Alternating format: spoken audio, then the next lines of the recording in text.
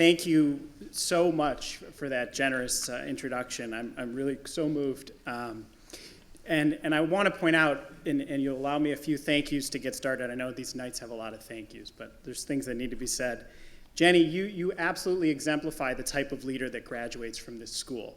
And you kind of stole my thunder, but there is just one question as I think about the Lipnick grandparents and the Kurzmann grandparents. Would they be felling more about us on stage or our kids at the soccer games together? And I think I have the answer in the front row for that. Pat Anderson, I did not have the privilege of being at school while you were here. I'm one of the few, right, as it turns out. But I do have an observation to add in my professional role today, where I am, as has been mentioned, a liaison to our community security team. And unfortunately, this community, and specifically FJA, has been subject to some of these disturbing, unsubstantiated bomb threats that have been disruptive and stressful. In a recent meeting with the FBI, we were talking about how are some of the best practices to just intercede and interrupt them. And they didn't know you by name, Pat, but they said there's this person who answers the phone at FJA or answered the phone at FJA, and we wish we could clone her. And I said, let me tell you something about Pat Anderson.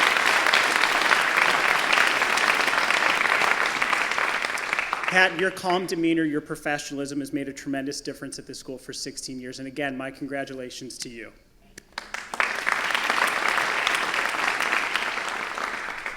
To my parents for making Jewish education a priority for us, for me, for my siblings, and for it to continue as it is to be a family priority for all of us, as these little ones and the one at home and my nephews are at Hillel Day School. And not only that, but your leadership also, that you've set an example for each of us in getting involved at FJA and at Hillel Day School. I'm forever grateful for the example you've set for us and what you've offered all of us. To my teachers, the story of the video kind of tells it all. And there are a couple of my teachers here tonight I want to say thank you to personally.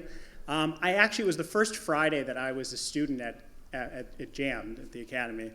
And I remember I walked to the office at the end of the day to say thank you. Obviously, I had parents who taught me well and taught me how to be appreciative, but I felt it. I really felt it. I was so grateful for the opportunity that they were giving me, and I truly carry that spirit into this event today. To my Basheret, to Katie, when you're a high schooler in Rochester, I'm going to suggest that maybe you envied some of your camp friends who got to go to this school. So officially welcome to FJA. So I followed you to Chicago, and I'm grateful that you followed me back home, that we came home together.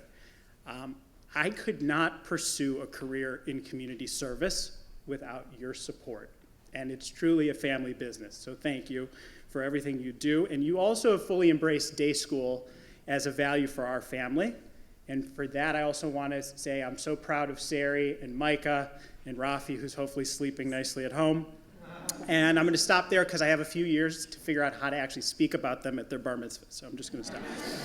So as we said on a different stage, so much time and so little to see, or wait a minute, strike that, reverse it, turn it back. You got Willy Wonka tonight from the Reader's Theater, and I'm back on stage to humbly accept this honor. I'm truly touched by this evening tonight. I want to just fill in a few blanks. You've heard about the student experience. You've heard about the present day of the school. I want to fill in a few more blanks about the impact of this school. And I want to speak personally. I want to speak about the impact in the community, and I'll leave you with a final thought. So the personal impact. And it starts with finding a first job. Right? That terrifying days of trying to figure out where you're going to land. And for us, for my class, it was the Great Recession, 2008. Think about the sacrifices you had to make and the challenges you had to face. And I was in Chicago where I, as I mentioned, followed Katie, and my resume was thin, honestly. It was ski instructor at Camp Vermont, Canada, and director of water skiing at Camp Vermont, Canada. Which turns out, figuring out how to keep 350 kids safe on the waterfront is actually a very useful life experience to dealing with community issues. I networked like crazy trying to find a job, and I finally made my way to Skokie, Illinois, to the Illinois Holocaust Museum and Education Center. And I had a thought about what that place would look like, something like an established museum like we have here. And I evidently unlike me, didn't do my homework on it because I showed up at a construction site. There was a tarp covering the exhibits when I got there. And I met with the executive director, and he said, well, what could you bring? What could you contribute? And I said, I know something about opening a new community institution. And so I found myself talking in my first job interview about high school. And through that time and through some tough days of wondering when I would finally get a break to get my first job, I stayed true to myself and to the sense of purpose that I developed right here. Fast forward to my first leadership role in an organization at the Jewish Community Relations Council, AJC. Asher, I'm sorry for the acronym. But I was into a completely different role where I was outward facing beyond the Jewish community. And there's this bias perhaps about the kids who have this sheltered, bubbled, upbringing that they might not know how to relate to the broader community. And so I took a board seat as director. I joined the board of the Interfaith Leadership Council of Metropolitan Detroit. And so you wonder how might that kid fare once he had to actually show up with faith leaders, the only Jewish guy there representing the community. And I told my story. And I told it with a confidence in my identity. I told it with an authenticity and a sense of knowledge of our community, of my story, of our people, that resonated. And my education throughout day school gave me the tools to thrive in all settings, including them. And now at home, where we're building a home where we take responsibility for educating our children, and which is quite a task, as most of you know. So we were subject to, I think, an average number of COVID quarantines, right? We all had a few of those. I think we no doubt had an above average number of Yom Ha'atzmaut quarantines, which is really heartbreaking because the best 2 days at Hillel Day School of the year, and Dr. Katz may argue this, are Purim and Yom Ha'atzmaut, okay? They're the best. They're the most fun days to drop your kids off at school, and it's really tough to have to keep them home. Well, as I read, Yossi Klein Halevi wrote recently, or was quoted as saying, one cannot understand Israel if they don't know its soundtrack. I learned its soundtrack in this school. I developed a deep bond with Israel. I can still sing to you some of the political commercials of the early 2000s. I kid you not. Blues LaChofesh HaGadol and Salach Shabbati are films that are just ingrained in me. And in doing so, I learned about Israel and I experienced it deeply, deeply. And today I continue to be inspired by the school's commitment to develop that educational space in an ever-challenging world. Now, a couple comments from where I sit today. From my vantage point today at Federation, and I want to thank my wonderful Federation colleagues, some of whom are here today, and many of whom are at all the other events happening in this community this month, as it's event season. It's an inspiring place to work, and if you haven't looked at Federation in a while, take another look, please. I see FJA's impact all around us. It's a gift. I get to sit up and see this, right? From leaders like Jenny Maxbauer, from Danielle DePriest currently with NextGen, and looking forward to seeing Jenny's work. I see alumni excelling in everything they do in their professions and taking on leadership roles in the community. So tremendous benefit, there's no question. But it's a necessity also, this school. It's an absolute necessity.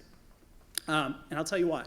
So among my job descriptions, one of them, it's not actually on the job description, Steve, but I think it's something like fielding random calls from concerned community members, okay, from time to time.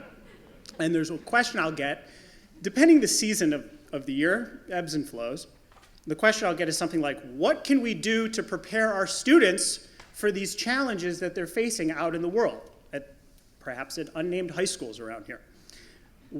And so I pause.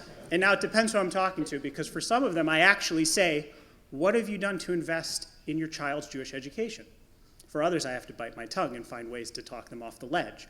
But the reality is, what have you done? What responsibility have you taken? And I look out in the room and I can tell that I'm not the only, Katie and I are not the only people who heard Barry Weiss last week in conversation with Mitch Albom. And Mitch asked Barry a question about that very question, basically, right? Talking points. What talking points could you suggest to parents to tell their kids? And Barry gave in an answer, but it wasn't a great answer, really. She came up with a couple things about how to defend Israel. And one could say, wow, she really was kind of stumped by that. I think there's a more generous reading of that that's actually more accurate, which is that it wasn't a great question. The question missed the mark, because there's no number of talking points that are going to help our children if they themselves don't have a strong sense of their identity, if they haven't had the opportunity to have formative educational experiences. No talking points. So what's next? And I want to speak specifically as I wrap up to my alumni, fellow alumni, and there are many who aren't here tonight, so let's see if we can get this to echo a little bit. It's time for us to grow up. It's time for us to accept responsibility. And I think we all see that in our day-to-day life, right? It takes hard work to raise families, to be successful professionally, and it's hard work to build community. Can you imagine the hard work that our parents were putting in 23 years ago to create this school, right? And now it's here. We need FJA. We need it for our kids to be their best, and we need it for us to be our best. We need them to push us. We need them to challenge us. We need to give our children a chance to grow up to become our teachers. That's what happens here at FJA. And so in closing, I want to thank each of you tonight for supporting this event. Thank you for donating to the school. But even more so, thank you especially to those who have been doing things for the school in the past year. And if you haven't done enough, and I will tell you there are years I have felt I have not done enough to support this school, here's a thought, suggestion. Share something you learned tonight with someone who's not here, with a friend, with a family member. Text them when you're leaving, call them tomorrow. Don't let this moment leave if you're inspired by something you saw, and there's a whole lot to be inspired about. So let's continue to come together for FJA and for our community, and I look forward to a bright future. Thank you.